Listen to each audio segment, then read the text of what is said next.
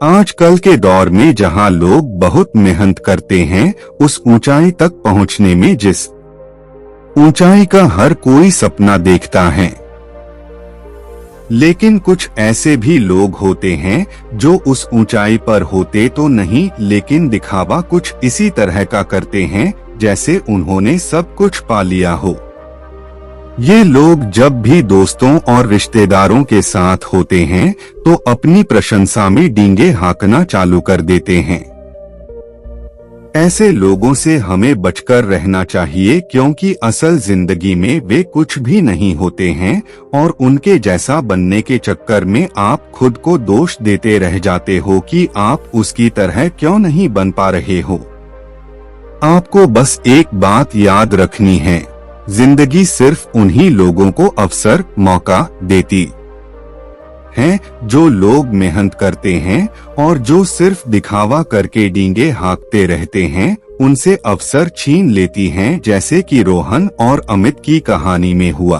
तो आइए जानते हैं कैसे डींगे हाँकने के कारण अमित ने अपनी सफलता के रास्ते बंद कर दिए। क्या आप भी दोस्तों में बैठकर डींगे हाँकते हैं? एक बार की बात है, रोहन और अमित नाम के दो दोस्त आपस में कई सालों बाद गांव में मिले। सालों बाद मिलकर वे दोनों बहुत खुश थे। दोनों शहर में नौकरी करते थे, लेकिन आज इतने सालों बाद एक दूसरे को मिलना हुआ। दोनों अपने पुराने दिनों को याद करने लगे। रोहन ने पूछा, अमित यह बताओ, तुम शहर में कहाँ रहते हो और क्या काम करते हो? अमित ने कहा, अरे शहर में तो मेरा बहुत बड़ा बंगला है। मैंने अपनी बहुत बड़ी कंपनी खोली है।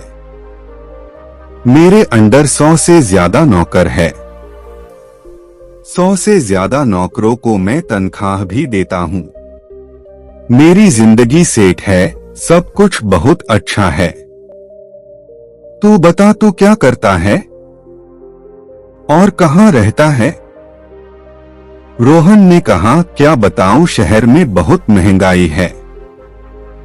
मैं भी चाहता था कि शहर में मेरा अपना एक घर हो, लेकिन वहां रहते हुए मुझे सपनों और हकीकत के बीच का फर्क मालूम हुआ है।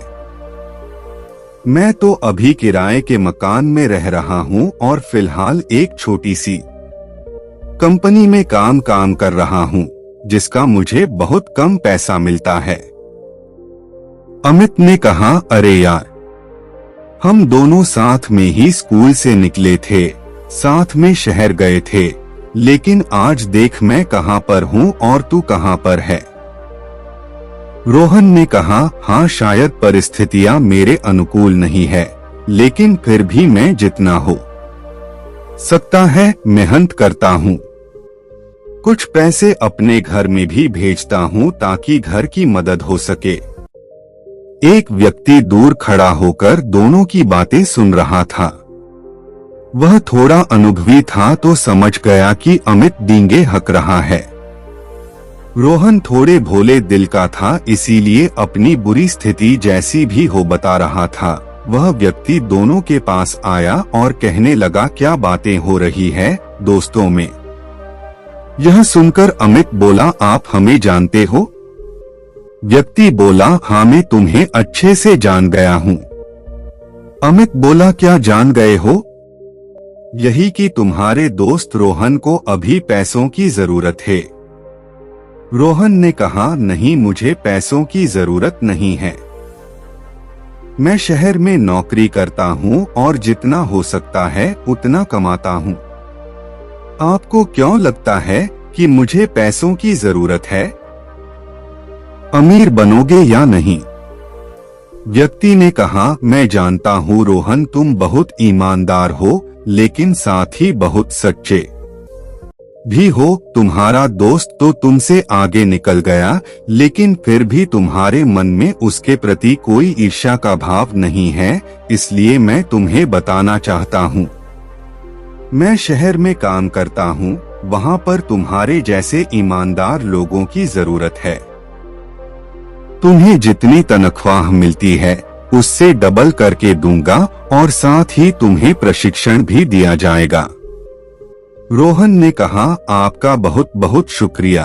परिस्थितिवश मैं आगे नहीं बढ़ पा रहा था, लेकिन अब आप मुझे मिल गए हैं, इसलिए मैं भी अब जीवन में तरक्की कर पाऊंगा।